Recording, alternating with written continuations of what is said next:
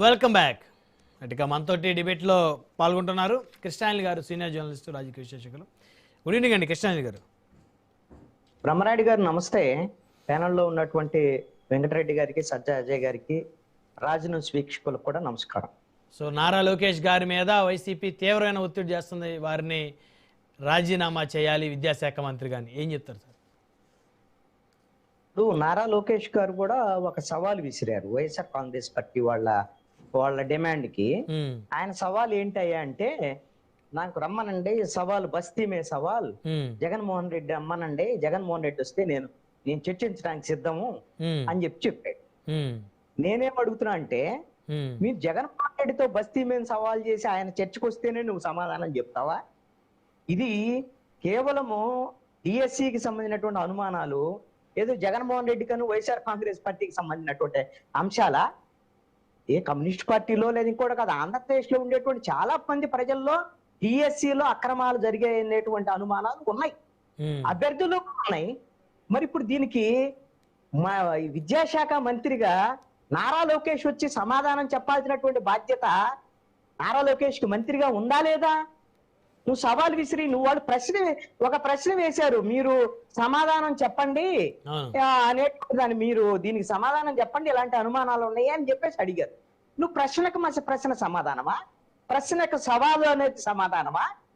నీ సమాధానం ఏంటి? డిఎస్సిలో అక్రమాలు జరగలేదు, సక్రమంగా గింది అని ఎందుకు ప్రెస్ కాన్ఫరెన్స్ పెట్టలేదు నారా లోకేష్? నేను చాలా సందర్భాల్లో ఇప్పుడు వరకు వచ్చినటువంటి అనుమానాల తర్వాత ఇప్పుడు వరకు నారా లోకేష్ అనేక సందర్భాల్లో మీడియాకు సంబంధించినట్టు రెస్పాండ్ అయ్యాడు. ఏమని ఇలానే సభ విస్తుడుతున్నాడు, మీరు వస్తే నేను అన్ని చెబుతాను. వస్తే చెప్పేది నాకు అర్థం కాదు, ప్రెస్ మీట్ పెట్టి చెప్పండి, మీకు అధికారులు చెప్పారు కదా అని అంటారు. అధికారులు ఏం చెప్పారు, ఏ సమాధానాలు వచ్చాయి? వాళ్ళు ప్రెస్ మీట్లు పెట్టిన తర్వాత ఇంకా అనేక అనుమానాలు పెరిగాయి అధికారులు ప్రెస్ మీట్లు పెట్టిన తర్వాత. దీని అన్నిటికీ సమాధానం ఏంటి? నారా లోకేష్ ప్రెస్ కాన్ఫరెన్స్ అన్నా సమాధానం చెప్పి అనుమానాలన్నీ తీర్చాలి. అప్పటికే అనుమానాలు తీరలేదనుకోండి, మేము ట్రాన్స్పరెంట్ గా జరిపాము, ఏ విధమైనటువంటి అవకతవకలు లేవు అని సిబిఐ ఎంక్వైరీ చేస్తారా, లేక హైకోర్టు సిట్టింగ్ జడ్జితో ఎంక్వైరీ జరుపుతారా ఏంటి అనేటువంటి దాని మీద ఒక ఎంక్వైరీ చేసి ఒక విచారణ వేసేసి దాని ద్వారా విచారణ కమిటీ ద్వారా ఎస్ ఈ విధంగా అంతా సక్రమంగా జరిగింది, నిష్పక్షపాతంగా జరిగింది, అవకతవకలు లేవు అని దర్యాప్తు సంస్థతో వాళ్ళతో ప్రకటించండి. అరే మీరు వరకు అసలు నారా లోకేష్ ప్రెస్ కాన్ఫరెన్స్ పెట్టడానికి సిద్ధం కాలేదు అని అంటే ఈ అనుమానాలు బలపడతాయా బలపడవా? అంటే మీరు కూడా మీకు కూడా అనుమానం ఉందా సార్ ఏమన్నా?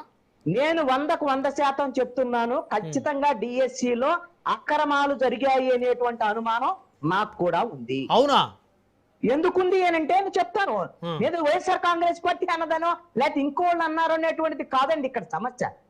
ఇప్పుడు అక్కడ డిఎస్సికి సంబంధించినటువంటి నియామకాల విషయంలోనే నియామకాలకు సంబంధించినటువంటి అసలు పరీక్ష నిర్వహణ బాధ్యతలే ఎవరైతే విద్యాశాఖకు సంబంధించినటువంటి దాన్ని తీసుకోవటమో, అదే విధంగా అవుట్ సోర్సింగ్ సంబంధించినటువంటి పరీక్షల నిర్వహణ బాధ్యతలు చూసేటువంటి వాళ్ళకి దీంట్లో ర్యాంకులు రావటము, దీనికి సంబంధించినటువంటి అంశాలు, అసలు స్పోర్ట్స్ కోటాలో ఉండేటువంటి వాళ్ళు అసలు పరీక్ష రాయాల్సినటువంటి అవసరం లేదనేటువంటి అంశాలు, ఇప్పుడు ఆ పరీక్షలు అయిపోయి నియామకాలు అన్నీ అయిపోయిన తర్వాత ఈ ప్రభుత్వమే ఒక జీవో ఇచ్చింది, నెక్స్ట్ జరిగే డిఎస్సిలో స్పోర్ట్స్ కోటాలో నియామకాలకి డిఎస్సి పరీక్ష రాయాల్సిందే అని ఇప్పుడు వీళ్ళు జీవో ఇచ్చారు. అంటే అన్ని అయిపోయిన తర్వాత. కాబట్టి అనేకమైనటువంటి అనుమానాలు ఉన్నటువంటి మాట వాస్తవం. అభ్యర్థుల్లో కూడా అనుమానాలు ఉన్నాయి. ఇప్పుడు గ్రీవెన్స్ లో 38,000 మంది అప్లై చేశారు అని అంటే వాళ్ళ దగ్గర అనుమానం ఉన్నట్టే కదా. ఎవరైతే నియామకాలు మేము రహస్యంగా చేయలేదు, మేము టామ్ వేసాం, పెద్ద సభ పెట్టాము అని సజ్జా అజయ్ గారు చెప్పారు. మీరు 1-to-1 ఎవరికైతే వాళ్ళకి కమ్యూనికేషన్ చేశారు అనేటువంటిది ఆరోపణ. మీరు ఎవరైతే నియామకాలు జరిపినటువంటి ఆయనకు సంబంధించినటువంటి మెరిట్ లిస్టు కలెక్టరేట్ల దగ్గర బహిరంగంగా డిస్ప్లే చేసేటువంటి సంప్రదాయం గతంలో ఉంది, ఇప్పుడు లేకుండా చేశారు అనేటువంటిది ఆరోపణ. ఇవన్నీ ఉన్నప్పుడు ఏదైతే ఒక ఆరోపణ ప్రభుత్వం మీద వచ్చిందో ఆ ఆరోపణకు సంబంధించినటువంటి విషయంలో నిజాయితీగా మా దగ్గర తప్పు లేదు ఆయన నిరూపించుకోవాల్సినటువంటి బాధ్యత ఎవరి మీద ఉంటది? ప్రభుత్వం మీద. నేను నారా లోకేష్ నేను ఒకటి అడుగుతానండి, మీరు మొన్న విశాఖపట్నము ఉక్కు ఫ్యాక్టరీ దగ్గర ప్రమాదం జరిగింది, నువ్వు ఎగేసుకో పోయి అక్కడికి వెళ్ళి కూర్చొని అన్ని నువ్వు రెస్పాండ్ అయ్యే ప్రభుత్వం తరఫున, నువ్వేమన్నా పరిశ్రమల శాఖ మంత్రివా? లేదా ముఖ్యమంత్రి? నీకేమైనా సంబంధం ఉందా?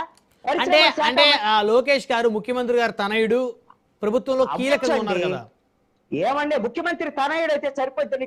నీకు చట్టబద్ధంగా ఎవరు వ్యవహారం ఏంటి, ఎవరు బాధ్యత? సరే, ఇప్పుడు అంతా కాదండి, గత కొన్ని దశాబ్దాల నుంచి చట్టబద్ధత ఎక్కడుంది ప్రభుత్వంలో? ముఖ్యమంత్రి కొడుకులు లేకపోతే ముఖ్యమంత్రి తమ్ముళ్ళు అల్లుల్లో చక్రం తిప్పుతున్నారు కదా రాజకీయాల్లో. ఏమంటే బ్రహ్మనాయుడు గారు వాళ్ళు చక్రం తిప్పేదాన్ని మనం యాక్సెప్ట్ చేయాలని లేదు. ఆయన ఎందుకు వెళ్ళాడని నేను ఎందుకు అడుగుతున్నానంటే, అయ్యా నీకు సంబంధం లేదానికే నువ్వు వెళ్ళావు విశాఖపట్నం, ఆడికి వెళ్ళి నువ్వు మాట్లాడే రెస్పాండ్ అయ్యావు. నీకు సంబంధించిన విద్యాశాఖలో ఈ రోజున ఆరోపణలు వస్తే నువ్వు రెస్పాండ్ అవ్వవేంటి బాబు అని విద్యాశాఖ మంత్రిని అడుగుతున్నావు. నువ్వు ఇప్పుడు అవసరం లేనట్టుకి ఎగేసుకొని పోయినప్పుడు అవసరమైన దాంట్లో మీరు ఎందుకు రెస్పాండ్ అవ్వరు అని నేను అడుగుతున్నాను. అందుకు నువ్వు నారా లోకేష్ అడిగేటువంటి అంశం. ఈ రోజున ప్రభుత్వం మీద ఒక అపవాదు వచ్చింది. మేము వీళ్ళు ఏం చెప్తున్నారు, మేము డిఎస్సి చేసాం, మెగా డిఎస్సి నిర్వహించాం, 16,000 పోస్టులు ఎవరు ఇవ్వలేదన్నారు? ఇచ్చారు. ఇచ్చిన దాంట్లో అక్రమాలు జరిగాయని ఆరోపణలు వచ్చిన తర్వాత వాడు 2 ఏళ్ల తర్వాత అన్నారు. 2 ఏళ్ల తర్వాత అనకూడదా? 2 ఏళ్ల తర్వాత మాత్రమే అనాలా? మీరు అప్పుడు ఎప్పుడు జరిగితే అప్పుడే అనాలా? ఇక్కడ రెండో అంశం కూడా ఉంది. రెండో కోణం కూడా ఒక అంశాన్ని చెప్పదలుచుకున్నానండి. ఇక్కడ ప్రభుత్వం యొక్క బాధ్యత ఎంత ఉందో, నారా లోకేష్ వీళ్ళందరూ ప్రభుత్వం రెస్పాండ్ అవ్వాల్సినటువంటి అవసరం ఎంత అవుతుందో వైఎస్ఆర్ కాంగ్రెస్ పార్టీ వైఖరి గురించి కూడా మనం మాట్లాడుకోవాలి. ఇందాక సత్య మాట్లాడినారు, అది కూడా ఒక సమాధానం చెప్పలేదు. ఏంటంటే ఏమైనా కాక్రోచ్ వాళ్ళలాగా పెద్ద ఉద్యమాలు చేశారా, లాఠీ చార్జీ పెట్టాక అంటే అట్లా చేస్తే మీరు నారా లోకేష్ రాజీనామా చేయడానికి సిద్ధమా? మీరంటే ఆ విధంగా అందరూ వచ్చి ప్రజలందరూ వచ్చి ఉద్యమం చేస్తే రాజీనామా చేస్తారా? అప్పటి వరకు సజ్జాజీ గారు కాదు, వారి ఇంటెన్సిటీ ఏంటంటే అక్కడ 28 రోజుల పాటు ఒక దీక్షతోటి, ఒక పట్టుదలతోటి వారు చేశారు. బట్ ఇక్కడ అది కనపడలేదు అనేది ఆయన అన్నది. ఏమండి కనపడిద్ది, తొందరపడదు. అక్కడ కూడా నీట్ పరీక్షకు సంబంధించినటువంటి విషయంలో పరీక్ష లీకేజీల మీద కాంగ్రెస్ పార్టీ ఎప్పటి నుంచో అనేకమైనటువంటి ఉద్యమాలు పార్లమెంట్ లోను బయట అన్ని చేసింది. కేంద్ర ప్రభుత్వం రెస్పాండ్ అవ్వాలా. నీటికి సంబంధించినటువంటి జంజీ ఎవరైతే విద్యార్థులు యువతరము అందరూ బయటకు వచ్చినటువంటి పరిస్థితి ఉంది. ఆ పరిస్థితి తీవ్రమైనటువంటి పరిస్థితి ఉన్న తర్వాత కేంద్రము అప్పటి వరకు భేషజాలకు వెళ్ళి మేము ధర్మేంద్ర ప్రధాన్ రాజీనామా చేయము అది ఇదని చెప్పారు. ధర్మేంద్ర ప్రధాన్ రాజీనామా కాదు, ప్రధాన రాజీనామా వ్యవహారం కాదు, ప్రధానమంత్రి రాజీనామా చేయాల్సినటువంటి పరిస్థితి వచ్చిన నేపథ్యంలో గత్యంతరం లేక ధర్మేంద్ర ప్రధాన్ చేత రాజీనామా చేయించారు. అందుకని రేపొద్దున ఆంధ్రప్రదేశ్ లో కూడా ఇలాంటి ఉద్యమం తీవ్రమైనటువంటి పరిస్థితులు భవిష్యత్తులో ఉండొచ్చేమో. ఇక్కడ అంటే భవిష్యత్తులో ఇలాంటి ఉద్యమం ఆంధ్రప్రదేశ్ లో జరిగితే ఇక్కడ కూడా మంత్రులు ముఖ్యమంత్రి రాజీనామా చేసే పరిస్థితి వస్తుందంటారా కృష్ణారాయణ గారు? అయ్యా బ్రహ్మనాయుడు గారు ఇక్కడ అందుకని ఒక ఉదాహరణ చెప్తాను. ప్రతిపక్షాలు ఈ విధమైనటువంటి ఉద్యమాన్ని తీవ్ర స్థాయిలో చేయలేనటువంటి పరిస్థితుల్లో ఫెయిల్ అయ్యాయి.